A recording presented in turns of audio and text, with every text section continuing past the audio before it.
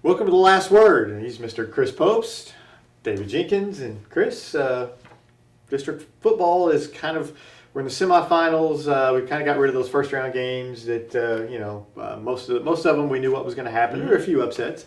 But, now we get into kind of the nitty gritty, it's win or go home, and there's quite a few good games on the schedule this week. I think so too. Semifinal round that you kind of put some two good teams together, and they didn't get there by a couple of first round byes, but they didn't get there without their challenges as well. And there's a couple of first round games that kind of surprising after the first week, and Charleston springs to mind, winning their first district game in a couple of years, and Portersville pulling off an upset on the road, but doing that, they get a kind of a big matchup. Yeah, they both they both have some tough challenges this week. Yes. You get the upset, but it's great for both those schools. Absolutely. Still playing football. Yeah, Charleston. And that's more practice time, especially with Charleston being a young team. Mm-hmm. More practice time. You get an extra week with your kids, so that was kind of surprising. One thing we've noticed, and we talked about this the other night, is Southeast Missouri is known for having not necessarily the worst football in the state, but just not whenever you go up and play the teams up north, they're just not as good. This year, not as strong. This year, it's kind of reversed. Every time one of our schools goes up and plays one of those schools up in the Lead Belt area up there, just south of St. Louis, our teams are winning, and that's that bodes well for teams like Sikeston and Cape Central this week. Once they get to St. Louis, it's a different story. But really, Southeast Missouri football. We talk about it not being just dominant football down here, but it's obviously getting better. Or their football is getting a lot worse. And I think ours is getting better. It's kind of gradually happening. We just don't notice it. I think it's a little bit of both. I think we have our top teams that are contenders for realistically a state run. We've done that in the last few years, but we have, to be honest, we have our style is a little maybe. I'm not saying it's just go out there and just throw. We're out there just rolling out a ball and just playing, but we're just a little bit more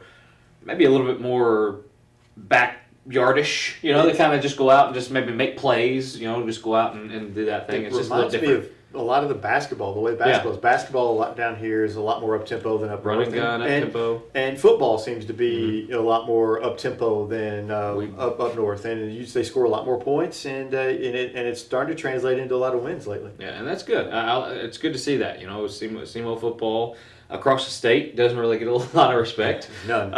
It takes a really, really good team for us to kind of get some kind of notoriety in football, and we've had that the last few years with Malden's run and Cape Central's run, obviously. But it's good to see that, and I think it translates in this week. Really, I do. I know it might be some upset picks and that we might share and might have the same ones, but I feel like our teams are sitting pretty with the matchups they have. Right, and we talk about those matchups between us and those Lead Belt schools, and we can start out with the Class 4 District 1, and there's two of them. You've got Cape Central at Farmington, and you've got Sikeston at Hillsboro. Yep. Both, I would think Hillsboro would be Hillsboro's seated second, Sikeston third. So they're Hillsboro essentially is the favorite there.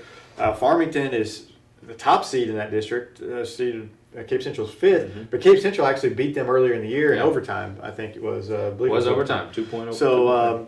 So I mean, I guess Farmington would be favored, but in my mind, I think Cape Central and Sikeston win those games. I think. Hillsboro's schedule to me is weak compared to what Sikeston plays, and I think Hillsboro, just basically I don't have a lot to compare it on, but Poplar Bluff, went up there and handled them fairly easily, and I think Sikeston would have beaten Poplar Bluff with Justice Faulkner, who they have. So I think Sikeston wins that one. So if I'm not mistaken, and I hate doing this, comparing scores and stuff, it's not a good way. You want to see teams and matchups and all that, but. If I'm not mistaken, Hillsboro kind of struggled a little bit with Festus, if I remember saying that right. That's true. And Sikeston annihilated Festus. I mean, it was just not even. It was maybe one of their easiest games they've had in a long time. I believe Festus had a chance to miss a field goal at the end to win it. Yeah. Hillsboro pulled that one out. That right there. I know it's early in the season, but that right there kind of tells me that Sikeston is ready for this challenge a little bit. I mentioned basketball again. Sikeston's basketball team is noted for Coach Hollifield always having his teams peaking at district time, and Coach Gibbs, I think, has this team peaking right at district time. I mean, they're playing well. I've watched them play all year. They're playing the best they've played all year. They're scoring a lot of points. I think they've scored over 50 points their last 3 games. Defensively, they've been strong all year. Yeah. Hillsboro is going to score against them. I mean, Hillsboro has a good running attack. It reminds me a lot of the Park Hills game. Park Hills, was able to score against Sikeston, but Sikeston outscored them, and I think this is going to be the exact same. I think Sikeston goes up there and outscores them. It's tough to play in Hillsboro, but I do. I think that Sikeston goes up there and wins. And then in the other matchup, Cape Central seems to be playing a lot better the last few weeks. They're scoring a lot more points. Seems like they've kind of found their offense. North County, they're not a terrible football team, and Cape Central annihilated them last week, which is tells me that I think Cape Central can get Farmington again. I'm taking Cape Central as well, and as Quay-Chon Chisholm goes, Cape Central goes. Right. And that's the case with just a lot of teams. The quarterback does well, you're probably going to do well. Quay-Chon's a guy that can change a game. He's a game changer. He's just that type of athlete. He can make plays, and they feed off of him. And they've kind of been wanting this to happen all year. I've kind of got the sense that ready to come into his own, and maybe he's starting to do that. Same with Sikeston. Justice Faulkner, as he goes, Sikeston goes, and they struggled without him a few games, but with him, I think they have a chance to win some of those. Poplar Bluff comes to mind. They have that chance. Farmington comes to mind of games that they could have won had he been there, I think. But for the Cape Central and Sikeston, they're setting up for another district championship game, and who would have thought that Cape Central and Sikeston may be in a district championship game? That never happened, right? Yeah, never. Yeah. But they got to win this one first. So right. I think that there's a lot of work to be done, and I certainly hope Cape Central does win. That would mean a home game for Sikeston, and if that both happens, Sikeston would host that district championship game. So that would be a fun. That would be definitely a fun game. Yeah. We'll talk about another Southeast Missouri school playing up against a lead belt school. We got Kennett at St. Genevieve. For me, this is a push game. I think either team. I think they're evenly matched. I think St. Genevieve playing at home is probably the favorite, but I'm going to take Kennett. I think Kennett's playing really well. I think Patrick Maddox, their quarterback, can run and throw, but they've kind of found a running game. They've kind of found their running game the last few weeks. Defensively, they just shut down Dexter, which a lot of teams have done. But they shut down Dexter last week. They're going in with a lot of momentum. And St. Genevieve really struggled with Fredericktown last week, and apparently there was a lot of controversy in that game. Late in the game too. So, I think St. Genevieve is happy just to make it into the next round the way last week ended. So, but I'm going to take Kennett. I think Kennett goes up there and beats them. This isn't your brother St. Jen's team. No. It's a different team. When you hear St. Jen, you think, oh man, it's a rocking football team, and they've had a lot of them. But the last few years, you could just kind of see it's kind of been just kind of going down a little bit. I think Kennett they've played each other in the district for a few years now. Kennett got them kind of a surprise win a few years ago. But I don't think Kennett goes up, and I don't think they're scared of them. They know this is St. Jen. They've played them before, and they don't have that mindset of, hey, this is St. Jen football. So we have a chance to win this game, and I think that they will. Even though it's on the road. Like you said, Maddox. I looked at their offensive numbers, and they're about the same. Both teams are very balanced. They are run and throw. They just even points a game they give up and score. They're kind of about the same there. So I like Kennett, and just kind of like what I was saying earlier. Our guys tend to make plays, and I think that they will. I think they'll make just enough. Yeah, I think it all comes down to line play. Yeah. In games, especially in games like this, it all comes down to the line play. And speaking of line play, some tough games for Poplar Bluff this week. Yeah. Poplar Bluff 8-1. They're going up and taking on Vianney, who's 4-9 or 4-5. You look at that. Just look at the records. Don't look at that. Don't let that. You look at those records, and it's like, oh yeah, Nope. Poplar Bluff rolls. Nope. Griffins. I'm taking Vianney. They have played a extremely tough schedule, and they're a good football team. They're 5 losses. They beat SLU, Yes. who just hammered Jackson. So I'm taking Vianney. They're 5 losses. One's to an Illinois school, which I don't know anything about, but the other 4 are against the top 2 teams in Class 6 and Class 5. Chaminade and Chaminade in battle in Class 5, And CBC and Kirkwood in Class 6. yeah, can I interest any of our local teams in that schedule? Y'all don't want no part of that. No, we don't want any part of that. And they hung with them. Yes. They hung with them in those games. A battle beat them 55-52 in a shootout. Now CBC kind of got out of hand, at late or whatever, but a couple touchdowns. But with Chaminade, they hung right in with them. Kirkwood, they had a shot. And battle, I think it was 55-52. Papa Bluff ain't hanging with Chaminade. I don't think so. I'm sorry, Papa Bluff, but you're not hanging with Chaminade. And that just tells me they are battle tested. They've seen things that Papa Bluff has not seen and will not present to them. Anything new this week. I'm going Griffins maybe by a few touchdowns. I just think their strength of schedule just alone puts them on top. I'm going a double-digit win and watch us be completely wrong. And it happens. Typically though, Poplar Bluff does not perform well in districts. They don't. In any sport. Unfortunately, because they have some really good teams. Unless you got Tyler Hansborough on the squad, Right. So the tradition is just not with them. And Vianney does very well in district play. They're not worried about the regular season record. They go. They're playing for district titles, and they want to get themselves ready. And they are. They play that tough schedule for a reason. And they're battle tested. The other game in that district, in the other semifinal, Rockwood Summit 4-6 at Jackson. And Jackson 7-2 had a chance to rest last week, get some injured players back. I think Jackson wins this game. Be very surprised if Jackson doesn't pull this one out. I really would. And imagine that another Jackson Vianney matchup would come out of that, which is a really tough game for both those teams. They've had some epic games lately. Yes, absolutely. I'd be okay with that. Yeah, you go with that matchup. We'll transfer that to the Class 2 District 1. We talked about the Charleston, their upset at Jefferson, which we're both surprised about. The coach, very surprised. Coach Blackman let us know about it. That's fine.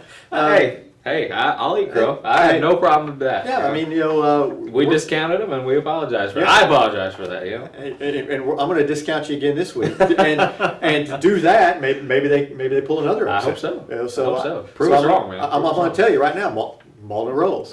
So there you go, Charleston. There's some bulletin board material. It's Malden. They haven't lost a game yet.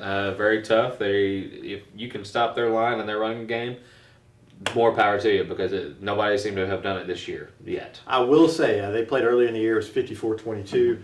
Charleston keeps this one closer. I think they keep it close for a while. I think Malden jumped on them early the first time, 40-6. I don't think that happens this time. I think Charleston stays in the game. I think Malden will eventually pull away. But I think Charleston stays in this game for a while. They are a different team. They really are. Lee Thomas Moody, playing great at quarterback right now, putting the ball on the money. They're getting 3-4 touchdown passes last week. Giving them a passing game to go along with that running game has really made them a two-dimensional team a lot tougher to stop. And more to say about him, he didn't even play, I don't think, against East Prairie. I mean, he was just thrown in, in this playoffs but. Plus, I hear he's a Notre Dame fan. He's a Notre Dame fan. Automatically. There you go. He's one of my favorite quarterbacks. Yeah, automatically one of our favorites. And the other Class 2. East Prairie, Crothersville, 6-4. East Prairie against Crothersville, 7-3. I think Crothersville just has too much offense in this game. East Prairie can score, but I don't think they can score enough. I think it'll be a high-scoring game, but I think Crothersville wins. East Prairie has some brain cramps sometimes, man. They just aren't there, and that's not good in district time, and especially when you're playing against Crothersville. You can't make those mistakes. You can't put yourself in fourth and long situations early in the game. You can't do that. East Prairie, you got to stop those nonsense penalties and stuff like that if you want to have a chance to kind of run with the big boys in Class 2. And Deverance Jones, though. Deverance Jones, he's put together quite a season. Absolutely. And he is a really good football player, kind of flown under the radar, but he does everything. I mean, he's had return touchdowns. He even threw for a touchdown last week on a little flea flicker. He's an impressive player, and he should get some notice too. But I think Crothersville just has too much in this one. You go to Class 1, District 1, Portersville, another team that pulled an upset. They're going to travel up to Valley to take on Valley Catholic. Valley is banged up. Their leading rusher has been out for most of the season, and he with an ACL problem. He came back against St. Pius and had to leave the game. Their do-everything guy, Cole Wood, he's missed the last 2 games with an ankle injury. They're hoping they're going to be back this week, but they're not sure. Portersville's catching them at a good time, so you never know. But I'm still going to take Valley. I'm taking Valley, until somebody beats them, maybe until next week. Somebody is going to eventually be We'll back. see. We'll see what happens. I'm waiting to see what happens with Portersville. I've seen Portersville. I know what they bring to the table. I've seen Hayti. I know what they bring to the table. I'm going to see and wait for my possible upset pick. Portersville maybe keeps them close. Don't be surprised if this is a close game. I start saying Ian Torrey and Hunter Gates. Right, they're tough. Those two are secrets around here. I really do. Hunter Gates is extremely underrated high school player. He's a guy that can make things happen. Ian Torrey obviously is a guy that can scramble and make things happen at quarterback position. But those two connected, it's magical for Portersville. Portersville is going to have to come up with a running game, I think, to keep some of the pressure off of Torrey because they're going to blitz. But if you can get a running game, just any kind of running game, just to kind of keep them at bay just a little bit. Defense has been lackadaisical a few times and kind of lacking a little bit. Just get a few stops, keep yourself early. They did pretty well against St. Vincent last week, holding them to 14 points. So we'll see how that goes. The other game is Braden Cox against Hayti Indians. Braden Cox and his Rams are 7-3. Hayti is 9-1. Only question in this game is Braden Cox going to get his the school record? I think so. He's going to get the carries. I think he's 136 yards away from the school record. Right. I think he does it. He had 160 or something the first time they met this year. It was a 20-point win for Hayti, if I'm not mistaken. You know, Hayti, like I said, it's just I think they got too much. Braden Cox, I think he will get his record, but I don't think they will get. I think Hayti stops Braden Cox from getting the record, although Cox will get the carries. I think Hayti focuses on him, and once you focus on him, they're not going to be able to throw much against him. I wouldn't think so. So I think I think they can just focus in on Cox, and I think Hayti rolls in this one. And so Charlie's giving us the let's go. We gotta go. We gotta go. So we'll see you guys next week on The Last Word.